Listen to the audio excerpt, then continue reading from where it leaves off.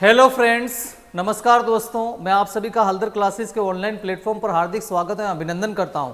आज अपन बात करने वाले मक्का के बारे में, मैच के बारे में आज अपन इस लेक्चर के अंदर बात करेंगे। स्टार्ट करते हैं मैच को। मक्का मैच, जिसका वानस्पतिक नाम बोटनिकली इसे जो है अपन जिया मेज के नाम से जानते हैं। तो ये साइंटिफिक नेम, बोटनिकल नेम आपको पता होना चाहिए। देन कुल ग्रेमिनी, जिसे अपन पोएसी या घासकुल के नाम से भी जानते हैं, ये भी आपको इसकी फैमिली पता होनी चाहिए। देन उत्पत्ति स्थान, ओरिजिन प्लेस, इसका एग्जाम के अंदर अक्सर पूछा जाता है। तो इस केस में आपको ध्यान रखना है कि इसका उत्पत्ति स्थान मैक्सिको, मेनली मैक्सिको आपको इसमें ध्यान रखना है। मैक्सिको का ही क्वेश्चन एग्जाम के अंदर आता है। इसके बाद इसके अंदर गुणसूत्रों की संख्या तो 2n = 20 होती है, ये भी आपको पता होना चाहिए। तो यहाँ पे चारों की चारों चीजें इंपॉर्टेंट है कि इसका बोटनिकल नेम जियामेज है, इसकी फैमिली जो है ग्रेमिनी या पोएसी है, इसका ओरिजिन प्लेस जो है मैक्सिको है, एंड क्रोमोसोम नंबर 20 है, जो आपको पता होना चाहिए। देन नेक्स्ट वन, इसमें अपन आगे बढ़ते हैं। पुष्पक्रम, इसका जो पुष्पक्रम होता है उसे अपन स्पेडिक्स कहते हैं। इन्फ्लोरेसेंस टाइप जो है इसका स्पेडिक्स होता है, स्पेडिक्स टाइप का होता है। देन द नर पुष्प, मेल पुष्प जो होता है इसका टेसल कहलाता है, काफी इंपॉर्टेंट है। और आप जैसा कि जानते हो कि अगर मक्के के प्लांट की बात करें तो इसमें सबसे पहले बुआई के लगभग 45 डेज आफ्टर सोइंग जो है उसमें टेसल आता है। प्लांट के शीर्ष भाग पर जो आता है टेसल आता है, वही उसका नर पुष्प कहलाता है।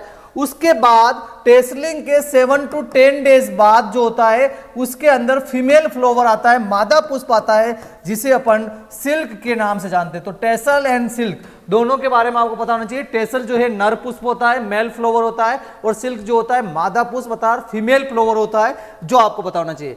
देन मक्का को अनाजों की रानी कहा गया है। राजा के बारे में आप जानते ही हो, अनाजों का राजा जो है वो गेहूं को कहा गया है। तो it is known as the queen of the cereals के नाम से इसे अपन जानते हैं।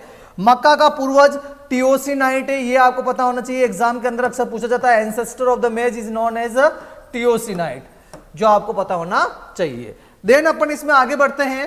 यस, डाइकोगेमी, यस, मक्का के अंदर जो है डाइकोगेमी कंडीशन पाई जाती है। Dichogamy means the male and female के जो जननांग है या पुष्प है उनके परिपक्व काल में जो भिन्नता है उसको ही अपन डाइकोगेमी कहते हैं। बेसिकली डाइकोगेमी जो होती है वह दो प्रकार की होती है। Number first one is a protandry. Protandry means the नर पुष्प का पहले परिपक्व होना।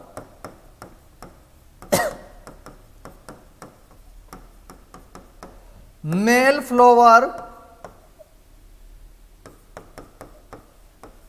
Mature earlier than female flower, that is known as the protandry. Protogyny अर्थात मादा पुष्प का पहले परिपक्व होना, अर्थात female flower mature earlier than male flower. यानी अगर नर पुष्प जो है किसी पौधे के अंदर, मेल फ्लावर जो है किसी पौधे के अंदर पहले मैच्योर हो रहा है तो उस कंडीशन को अपन प्रोटोएंड्री कहते हैं। और अगर फीमेल फ्लावर पहले मैच्योर हो रहा है उस केस को अपन प्रोटोगाइनी कहते हैं। तो इसका सबसे अच्छा उदाहरण, प्रोटोएंड्री का सबसे अच्छा उदाहरण आपका मक्का है, मेज है, जिसके अंदर नर फ्लावर जो होता है, मेल फ्लावर जो होता है पहले मैच्योर होता है। जैसे आप जानते हो मक्का के अंदर जो है नर फ्लावर जिसे अपन बोलते हैं टेसल, टेसल बोलते हैं, जो क्रॉप की सोइंग के 45 डेज आफ्टर सोइंग के आसपास जो है उसमें टेसल की फॉर्मेशन होती है। और टेसल के 7 से 10 दिन बाद जो है उसमें सिल्क अर्थात फीमेल फ्लावर बनता है। तो मक्का इसका सबसे अच्छा उदाहरण है प्रोटोएंड्री का। जबकि प्रोटोगाइनी का सबसे अच्छा उदाहरण है बाजरा। बाजरे के अंदर क्या होता है कि फीमेल फ्लावर जो होता है पहले मैच्योर होता है। जैसे बाजरा हो गया आपका, देन ज्वार हो गया, इनके सोरगम हो गया, इनके अंदर जो होता है फीमेल फ्लावर पहले मैच्योर होता है। और जिस क्रॉप के अंदर जो है डाइकोगेमी कंडीशन अर्थात प्रोटोएंड्री एंड प्रोटोगाइनी होती है, वह क्रॉप जो होती है या तो ऑफन क्रॉस पोलिनेटेड होगी या क्रॉस पोलिनेटेड होगी, सेल्फ पोलिनेटेड क्रॉप वह नहीं होगी। इसी वजह से आपकी जो मक्का है जिसमें प्रोटोएंड्री कंडीशन पाई जाती है, इस वजह से मक्का जो है आपकी पर परागित फसल है, क्रॉस पोलिनेटेड क्रॉप है, जो आपको पता होना चाहिए। Then next one is the मक्का को अपन जादुई फसल भी कहते हैं। It means it is known as the miracle crop, क्योंकि इसकी जो प्रोडक्शन कैपेसिटी जो होती है, प्रोडक्टिविटी जो होती है वह बहुत ज्यादा होती है। इस वजह से इसे जादुई फसल के नाम से जाना जाता है, जो आपको पता होना चाहिए। Then next one is the लघु दिवस प्रभावी पौधा, शॉर्ट डे प्लांट। जैसा कि आप जानते हो मोस्ट ऑफ जो मक्का होती है वह खरीफ सीजन में ग्रोन होती है, और मोस्ट ऑफ जो खरीफ क्रॉप्स जो होती है वह आपकी लघु दिवस प्रभावी पौधे होते हैं, यानी कि उनको पुष्पन के समय 12 घंटे से कम प्रकाश की अवधि चाहिए होती है, तो वह एसडीपी के अंदर आते हैं। देन मक्का जो है आपका C3 पादप है। एक बेसिक कॉन्सेप्ट बताया था, जिन प्लांट्स की हाइट अधिक होती है, जिसमें आपका मेज आ गया, मक्का आ गया, देन आपका सोरगम ज्वार आ गया, देन आपका बाजरा आ गया, देन आपका सुगर केन आ गया। ये सारी जो क्रॉप है एग्रोनॉमी की, ये सारी C4 की श्रेणी में आती है, क्योंकि इनके प्लांट की हाइट जो होती है वह अधिक होती है। और C4 प्लांट के अंदर सबसे पहला स्टेबल प्रोडक्ट बनता है, that is the ऑक्जेलो acetic acid, जो आपको पता होना चाहिए। जबकि C3 के अंदर जो है फोस्फोग्लिसरिक एसिड का निर्माण होता है। मक्का से संबंधित अगर जीन आपसे पूछा जाए तो इसमें दो प्रकार के जीन आते हैं, that is the OPEC2 and फ्लोरी2। दोनों ही इंपॉर्टेंट है। OPEC2 और फ्लोरी2 की अपन आगे चल के बात करेंगे, क्योंकि इनको जो है हाई क्वालिटी प्रोटीन मेज के अंदर जो है यूज किया गया है। तो बेसिकली जो ये जीन है हाई क्वालिटी प्रोटीन मेज से संबंधित है। प्रोटीन जो होती है, जैसा आपको बताया कि अनाज वाली जितनी भी फसलें हैं, सीरियल जितनी भी क्रॉप है, उनमें मोस्ट ऑफ के अंदर जो प्रोटीन्स होती है वह 10% के अराउंड होती है, एक्सेप्ट द राइस। राइस में 6 से 7% होती है। और मेज की प्रोटीन जो है, जिसे अपन जीन के नाम से जानते हैं, काफी इंपॉर्टेंट है, ZEIN, मक्का की प्रोटीन जीन के नाम से जानी जाती है। और इसकी विशेषता ये होती है कि इसमें दो प्रकार के अमीनो अम्ल नहीं होते हैं, डेफिशिएंट होते हैं, that is the lysine and tryptophan. ये भी एग्जाम में आपसे पूछा जा सकता है कि मेज की प्रोटीन जो होती है वह लो क्वालिटी की क्यों होती है, कम गुणवत्ता की क्यों होती है, क्योंकि उसमें कौन से अमीनो अम्ल नहीं होते हैं, तो ट्रिप्टोफैन और लाइसिन जो होते हैं वह एब्सेंट होते हैं, जो आपको पता होना चाहिए। तो इस स्लाइड के अंदर आपने देखा कि मक्का जो है मोस्टली खरीफ के अंदर कल्टीवेट होती है, इसलिए इसका प्लांट शॉर्ट डे प्लांट है। इसके बाद यह C4 प्लांट की श्रेणी में आता है, इसकी हाइट अधिक होने की वजह से अपन कह सकते हैं। देन इसमें इससे रिलेटेड जो जीन है वह आपका OPEC2 एंड फ्लोरी2 है, जो HQPM को डेवलप करने के लिए काम में लिया गया है। एंड मेज की जो प्रोटीन है वह जीन कहलाती है, जिसके अंदर 2 अमीनो एसिड नहीं होते हैं, it means tryptophan and lysine की कमी होती है। इस वजह से मक्का की प्रोटीन जो होती है बहुत ही कम गुणवत्ता वाली होती है, जो आपको पता होना चाहिए। देन अपन इसमें आगे बढ़ते हैं। नेक्स्ट वन आता है इसमें वसा। वसा जो होती है इसमें 4% होती है। फेट 4% होती है, लेकिन फेट का क्वेश्चन जो है मेज से एग्जाम में नहीं आता है। फेट का जो क्वेश्चन आता है बेसिकली, वसा का जो क्वेश्चन आता है वो एग्जाम के अंदर बाजरे से आता है। बाजरे के बारे में पूछा जाता है, क्योंकि बाजरे के अंदर जो वसा होती है वह 5% होती है, और जो अपन कह सकते हैं कि मैक्सिमम होती है अमंग द सीरियल्स के अंदर। अनाज वाली फसलों में सर्वाधिक जो वसा होती है वह बाजरे के अंदर होती है, वह होती है 5%। ये अक्सर एग्जाम के अंदर क्वेश्चन पूछा जाता है, जो काफी इंपॉर्टेंट है, जो आपको पता होना चाहिए। देन कार्बोहाइड्रेट की बात करें तो 70% के आसपास कार्बोहाइड्रेट, ये भी लेस इंपॉर्टेंट है, कोई एग्जाम में नहीं पूछता इसके बारे में। लेकिन मेज का जो ग्रेन्स होते हैं, मक्का के जो दाने होते हैं, मक्का के दानों के अंदर जो है ऑयल कंटेंट अर्थात तेल कितना % होता है, यह अक्सर एग्जाम में पूछा जाता है। तो यह 4% होता है, जो आपको पता होना चाहिए, जो यहां पे दिया हुआ है। काफी इंपॉर्टेंट है कि मक्का के दानों में तेल की मात्रा कितनी होती है, ऑयल कंटेंट कितना होता है, तो 4% होता है। काफी इंपॉर्टेंट है, जो आपको पता होना चाहिए।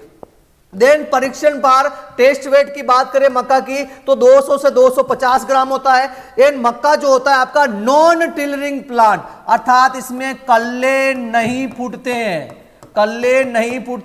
तो इनमें टिलरिंग प्लांट कौन कौन से होते हैं, जैसे आपका वीट गेहूं हो गया, देन आपका बार्ले जो हो गया, देन राइस चावल हो गया। इनके अंदर क्या होता है, कल्ले फूटते हैं, टिलर्स निकलते हैं। जैसे प्लांट की जो आप जो सोइंग करते हो उसमें जैसे यहाँ बीज है, यहाँ से जर्मिनेट हुआ, देन यहाँ से जो है बहुत सारे प्लांट्स एक साथ गुच्छे में निकलते हैं, उसी को अपन बोलते हैं टिलर्स का निकलना। और ऐसा जो होता है मेज के अंदर नहीं होता है, मक्का में नहीं होता है, सोरगम ज्वार में नहीं होता है, और बाजरा में नहीं होता है। तो यानी मेज, सोरगम एंड बाजरा, ये तीनों जो क्रॉप है ये आपकी सीरियल के अंदर नॉन टिलरिंग अर्थात कल्ले नहीं फूटने वाली फसलों के अंदर आती है, जो आपको पता होना चाहिए। देन अपन इसमें आगे बढ़ते हैं। Next one is AICRP on maize. AICRP की full form all India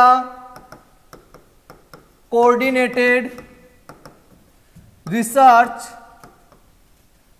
project, अखिल भारतीय समन्वित अनुसंधान परियोजना। अपने देश के अंदर सबसे पहली जो एक्रिप जो जिस क्रॉप के ऊपर चलाई गई 1957 में, वह मक्का के ऊपर ही चलाई गई थी, जो आपको पता होना चाहिए। जो न्यू दिल्ली के अंदर सबसे पहले एक्रिप जी की शुरुआत जो है मेज से हुई है, जो आपको पता होना चाहिए। इसके बाद अपन बार्ले और कॉटन की बात करें, जिसमें 1967 में हुई, ज्वार में 1969, गन्ना में 1970। ये आपको ध्यान नहीं रखना है, आपको बेसिकली ध्यान रखना है कि फर्स्ट एक्रिप की जो शुरुआत की गई है वह कौन सी क्रॉप पर की गई है, तो वो मेज में की गई है 1957 के अंदर। Then the next one is the directorate of maize research. मक्का अनुसंधान निदेशालय कहां है? ये भी नई दिल्ली में है। इसके बाद सबसे इंपॉर्टेंट जो इंस्टीट्यूशन आ रहा है वो आ रहा है आपका सीमेट, काफी इंपॉर्टेंट है सीमेट। नॉर्मली इसका एग्जाम के अंदर क्वेश्चन आता है, इसका एस्टेब्लिशमेंट 1966 में हुआ। इसके साथ साथ इसका जो क्वेश्चन आता है वह यह आता है कि इसका हेडक्वार्टर कहां है, तो इसका हेडक्वार्टर मैक्सिको में है। और जैसा आप जानते हो मक्का का ओरिजिन प्लेस है वह भी मैक्सिको माना गया है, और सीमेट नाम का जो संस्थान है वह भी मैक्सिको में है। और नॉर्मली कई बार एग्जाम में यह पूछ लेते हैं सीमेट नाम का जो संस्थान है वह कौन सी क्रॉप के ऊपर रिसर्च या अनुसंधान कर रहा है, तो उसमें दो क्रॉप आती है। Number first one is the wheat और number second one is the maize. गेहूं और मक्का, इन दोनों फसलों पर अनुसंधान का कार्य जो है सीमेट के द्वारा किया जा रहा है। देन द भुट्टे में दानों की कतारों की संख्या, number of row in the cob of the maize. मक्का के कोब के अंदर जो होता है रोज कितनी होती है, दानों की कतारें कितनी होती है, तो वो बेसिकली 16 से 20 होती है। और ऐसा माना गया है कि ये इनके जो नंबर्स होती है, संख्या जो होती है कतारों की, वह सम संख्या में होते हैं, है ना, इवन नंबर्स के अंदर होगा। एक कतार में दानों की संख्या कितनी होती है, तो 50 से 60 होती है। नंबर ऑफ ग्रेन्स इन अ पर रो इज 50 to 60 होता है, जो आपको पता होना चाहिए। Then the next one is the मक्का का वर्गीकरण। मक्का का वर्गीकरण किया गया है दानों की विशेषताओं के आधार पर। दानों की विशेषताओं के आधार पर, on the basis of grain characteristics। दानों की विशेषताओं के आधार पर वर्गीकरण किया गया है, और किसके द्वारा किया गया है? किप्स के द्वारा। किप्स नाम के वैज्ञानिक ने जो ये मक्का के दानों की विशेषताओं के आधार पर मक्का को अलग अलग प्रकार से वर्गीकृत किया गया है। तो इसके अंदर कौन कौन सी मक्का आती है, तो फर्स्ट वन काफी इंपॉर्टेंट है, इनके साइंटिफिक नेम आपको पता होना चाहिए। नंबर फर्स्ट वन मेज जो आपके सामने आ रही, that is the flint corn. और फ्लिंट कॉर्न दैट इज जिया मेज इंडूराटा, ये आपको पता होना चाहिए। जिया मेज इंडूराटा is an a flint corn और which is a mostly grown in India. इंडूराटा इट मींस जो इंडिया के अंदर ग्रोन होती है, और बेसिकली यह पीली मक्का येलो मेज के नाम से जानते हैं। तो आपको एग्जाम के अंदर पूछा जा सकता है इंडिया के अंदर उगाई जाने वाली मक्का कौन सी है, तो दैट इज द जिया मेज इंडूराटा है, जो आपको पता होना चाहिए, जिसका दाना जो होता है पीले रंग का होता है। Then the next one that is the dent corn। Dent corn, dent का बेसिकली अर्थ होता है टीथ अर्थात दांत। क्या अर्थ होता है? टीथ अर्थात दांत। अर्थात डेंट कॉर्न का जो दाना जो होता है वह दांत जैसा, टीथ जैसा होता है। जिस प्रकार से टीथ या दांत की बात करते हैं उसमें एक गड्ढा सा होता है, ठीक वैसा ही गड्ढा जो होता है इस डेंट कॉर्न के दानों के अंदर भी होता है, इसलिए इसका नाम जो है डेंट कॉर्न पड़ा है, जो आपको पता होना चाहिए। इसका साइंटिफिक नेम क्या है? इसका साइंटिफिक नेम है जिया मेज इंडेंटाटा। अब इसके अंदर जो है लोग बड़े कंफ्यूज होते हैं कि फ्लिंट कॉर्न का साइंटिफिक नेम और डेंट कॉर्न के साइंटिफिक नेम में बड़ा कंफ्यूजन होता है। तो इस केस में आपको ध्यान रखना है, डेंट कॉर्न के केस में दैट इज द जिया मेज इंडेंटाटा, यानी इसके साइंटिफिक में भी आपको डेंट मिला दिखाई देगा, यानी डेंट कॉर्न के साइंटिफिक नेम के अंदर डेंट शब्द जरूर आएगा, तो वह आपका डेंट कॉर्न का है। और यहां पे कोई डेंट नहीं आ रहा है, इट मींस ये आपके फ्लिंट कॉर्न का है। तो it means the flint corn जो होता है बेसिकली जो येलो कलर का होता है वह इंडिया के अंदर ग्रोन होता है, और डेंट कॉर्न जो टीथ नुमा या दांत जैसा होता है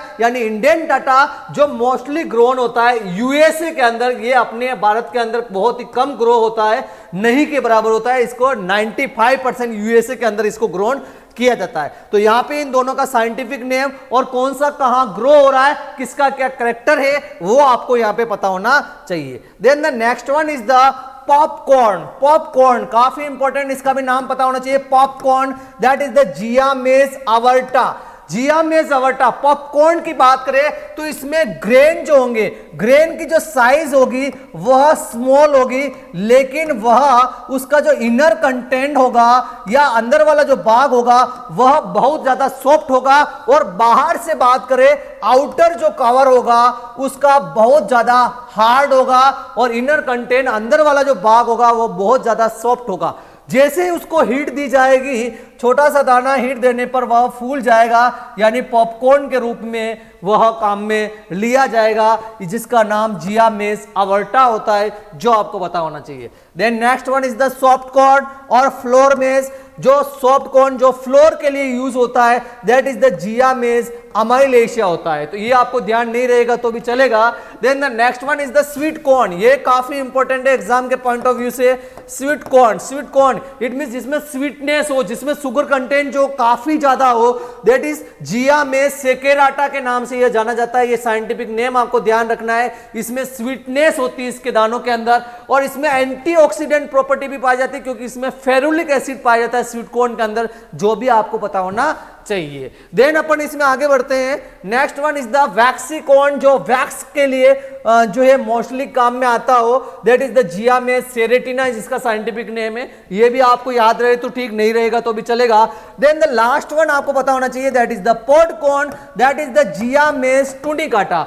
ये इसलिए इंपॉर्टेंट है क्योंकि यह जो है एक प्रकार से प्राइमिटिव टाइप ऑफ मेज के नाम से जाना जाता है। बिकॉज इसमें क्या था कि जैसे आपने मक्का का बूटा देखा होगा, और बूटे के ऊपर जो है आप दाने देखते हो, इस प्रकार से दाने ग्रेन्स उसके ऊपर होती है, उनकी कतारें होती है।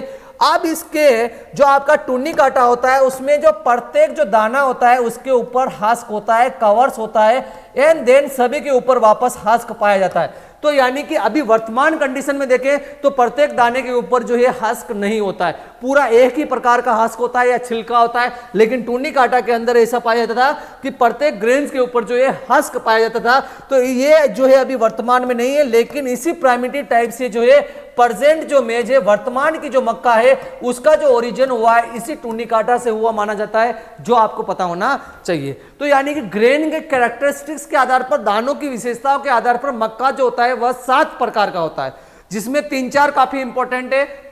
सबसे पहला फ्लिंट कॉर्न जियामेस इंडुकाटा, जो पीला रंग का होता है, येलोइश कलर का होता है, इंडिया के अंदर ग्रोन होता है। दूसरा था आपका डेंट कॉर्न जियामेस इंडेंटाटा, जो यूएसए के अंदर ग्रोन होता है, जिसका दाना जो होता है टीथ नुमा दांत जैसा होता है। देन द स्वीट कॉर्न जियामेस सेकेराटा, जिसके दानों में स्वीटनेस होती है, मिठास होती है। देन द पॉपकॉर्न जियामेस अवर्टा, जो दाना छोटा होता है लेकिन अंदर से काफी ज्यादा सॉफ्ट और बाहर से काफी हार्ड, हीट देने पर फूल जाता है। देन आपका पॉडकॉर्न जियामेस टुनिकाटा, जो प्राइमिटिव टाइप ऑफ मेज के अंदर आता है। इनके नाम, इनके साइंटिफिक नेम, इनकी ग्रेन के कैरेक्टरिस्टिक्स आपको पता होना चाहिए। देन अपन बढ़ते हैं इसमें आगे। नेक्स्ट वन आता है आपके सामने, that is the HQPM, high quality protein मेज। हाई क्वालिटी प्रोटीन मेज, या आप कह सकते हो क्वालिटी प्रोटीन मेज। अब हाई क्वालिटी प्रोटीन मेज का कॉन्सेप्ट जो है कहां से आया, क्या है, तो बेसिकली अपन यहां पे बात करें तो आपकी जो मेज होती है उसकी जो प्रोटीन जो होती है उसे अपन बोलते हैं जीन, जीन के नाम से जानते हैं। लेकिन इस जीन के अंदर जो है 2 प्रकार के एमिनो एसिड जो होते हैं, 2 प्रकार के अमीनो अम्ल जो होते हैं वह एब्सेंट होते हैं।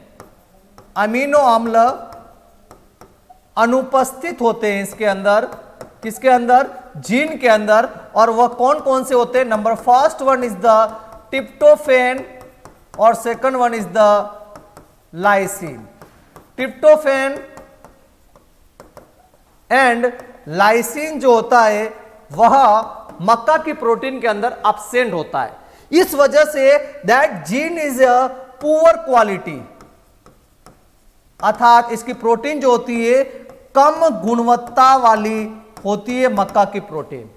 इस चीज को जो ऑब्जर्व किया गया है वह किया गया है SK वसल एंड हिज कलीग ई विलेगस और एस के वसल ने इसको ऑब्जर्व किया।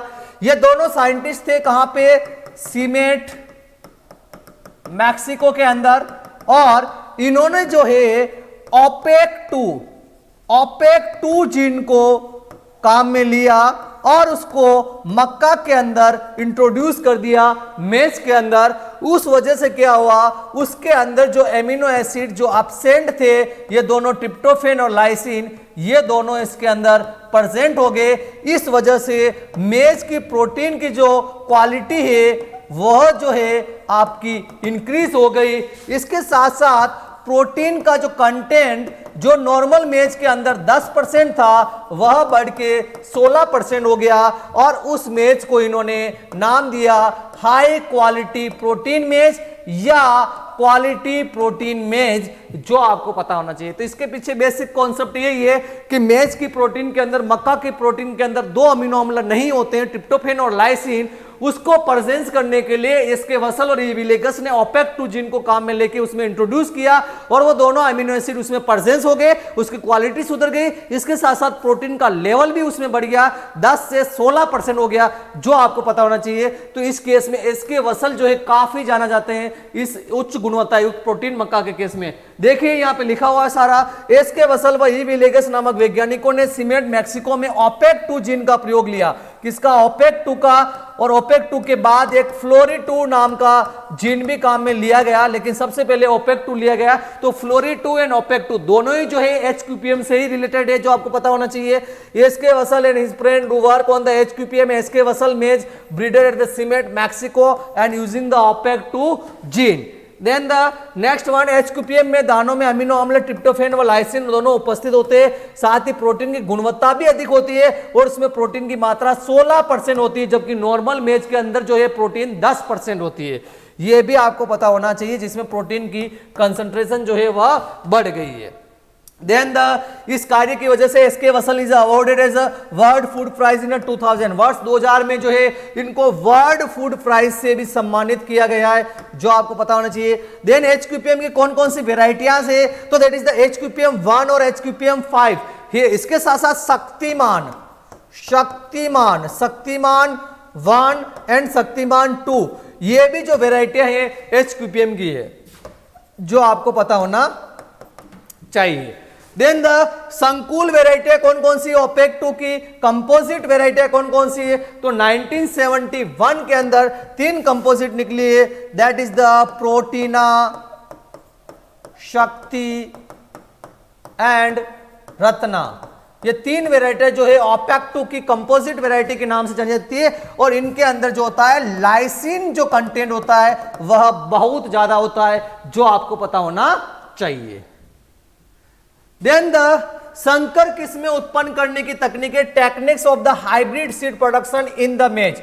मक्का के अंदर संकर किस्में उत्पादित करने की कौन कौन सी तकनीक है। वैसे बेसिकली मक्का के अंदर संकर बीज उत्पादन करने की बहुत सारी तकनीकें हैं, और मेज के अंदर जो है अपन कहें तो मैक्सिमम जो है रिसर्च किया जा रहा है, ज्यादा जो है अनुसंधान जो है मक्का की फसल के अंदर किया जाता है, यह आपको पता होना चाहिए। दैट्स वाई, इसी कारण से जो है मक्का की फसल को, मक्का को जो है ड्रोसोफिला भी कहते हैं, मक्का को ड्रोसोफिला भी कहते हैं, क्योंकि इस पे ज्यादातर अनुसंधान किया जाता है, इजी वे में किया जा सकता है। So maize is also known as drosophila, drosophila भी कहते हैं। ड्रोसोफिला जो है एक प्रकार की एक मक्खी है, विनेगर फ्लाई है, एक प्रकार का कीट है। कीटों में ज्यादातर अनुसंधान जो है विनेगर फ्लाई या ड्रोसोफिला पर करते हैं, और फसलों में जो है मक्का पर करते हैं। तो आपको पूछ ले कि कौन सी ऐसी फसल है जो ड्रोसोफिला के नाम से जानी जाती है, तो वह मक्का है, जो आपको पता होना चाहिए। अब मेज के अंदर हाइब्रिड वैरायटी डेवलप करने की बहुत सारी तकनीकें हैं, जिसमें सबसे पहले आती है एकल संकरण तकनीक अर्थात single cross technique. Single cross यानी सिंगल टाइम क्रॉस इसमें करवाया जाता है, that is developed by east and सल। ये दोनों नाम पता होना चाहिए, ईस्ट एंड सल ने डेवलप की, 1910 के अंदर इसको डेवलप की गई थी। देन ईस्ट व सल ने संकर मक्का हाइब्रिड मेज की परिकल्पना, एक प्रकार से कहें कि हाइब्रिड मेज का जो कॉन्सेप्ट जो दिया गया था वह ईस्ट और सल के द्वारा ही दिया गया था। तो यानी कि इसमें मेज में हाइब्रिड डेवलप करने की सबसे पहली जो टेक्निक मानी जाती है वह सिंगल क्रॉस टेक्निक है, जो ईस्ट और सल ने 1910 के अंदर दी थी। इसके साथ ही उन्होंने हाइब्रिड मेज की परिकल्पना भी दी थी, उससे पहले हाइब्रिड मेज के बारे में लोग नहीं जानते थे। देन अपने इसमें दूसरी जो टेक्निक आती है दैट इज द द्विसंकरण तकनीक अर्थात डबल क्रॉस टेक्निक, काफी इंपॉर्टेंट है, जो 1920 में डीएफ जोन्स के द्वारा दी गई। किसके द्वारा दी गई? डीएफ जोन्स के द्वारा यह दी गई है और भारत में सर्वाधिक उपयोग में लाई जाती है। यह काफी इंपॉर्टेंट क्वेश्चन बनता है एग्जाम के अंदर कि which of the following technique is mostly used in India. India के अंदर मोस्टली कौन सी मेज की हाइब्रिड डेवलप करने की टेक्निक काम में ली जाती है? तो इंडिया के अंदर डबल क्रॉस टेक्निक काम में ली जाती है। और आपको पता हो तो इसी टेक्निक से भारत के अंदर पहली बार जो है 1961 के अंदर जो अपन कहते हैं कि फर्स्ट जो हाइब्रिड जो मेज की डेवलप हुई है वह डबल क्रॉस टेक्निक से ही डेवलप हुई है, जिसमें नाम आता है गंगा 1 का, देन गंगा 101, डेक्कन एवं रंजीत। ये चारों की चारों जो वेराइटियां हैं, गंगा 1, गंगा 101, डेक्कन और रंजीत, ये चारों की चारों वेराइटियां जो है इंडिया के अंदर डबल क्रॉस टेक्निक से ही डेवलप हुई है। और उसके बाद भी जो हाइब्रिड्स इंडिया के अंदर आई है वह मैक्सिमम डबल क्रॉस टेक्निक को काम में लेते हुए ही डेवलप की गई है, जो आपको पता होना चाहिए। तो इसमें Ganga 1 is the first hybrid of the maize, मक्का की सबसे पहली संकर किस्म अगर आपको पूछी जाती है तो इस केस में गंगा 1 का नाम आता है, जो आपको पता होना चाहिए। अब बढ़ते हैं अपन इसमें आगे आता है आपके इसके सामने third one technique that is the शीर्ष संकरण तकनीक अर्थात टॉप क्रॉस। टॉप क्रॉस की डेफिनेशन अक्सर एग्जाम के अंदर पूछी जाती है। तो इसमें क्या है? एकल संकरण अर्थात ए और बी को किसी तीसरी ओपन पोलिनेटेड से क्रॉस करवाया जाता है। When a cross between a single cross variety and open pollinated variety का आपस में क्रॉस होता है, उससे जो वैरायटी मिलती है वह टॉप क्रॉस वैरायटी के नाम से जानी जाती है। इसमें जो है गंगा 2, गंगा 4 और हाई स्टार जो है ये टॉप क्रॉस वैरायटी के रूप में जानी गई है, जो आपको पता होना चाहिए। ये सारी चीज हो गई। अपन मक्का का फर्स्ट सेशन इसमें देखा कि मेज का जो है साइंटिफिक बॉटनिकली इसका क्या नाम है, इसकी फैमिली क्या है, इसका ओरिजिन प्लेस क्या है, देन मेज की न्यूट्रिशनल वैल्यूज जो है यहाँ पे क्या है, इसके बाद जो है मेज के अंदर HQPM को क्यों डेवलप किया गया है, उसकी क्या आवश्यकता पड़ी थी, देन कौन कौन से टेक्निक्स है जिनसे अपन हाइब्रिड मेज डेवलप कर सकते हैं, वो सारा अपन ने इस लेक्चर में देखा। इसके बाद आगे की चीजें जो है अपन अगले लेक्चर के अंदर देखेंगे। तब तक के लिए जय हिंद, जय भारत।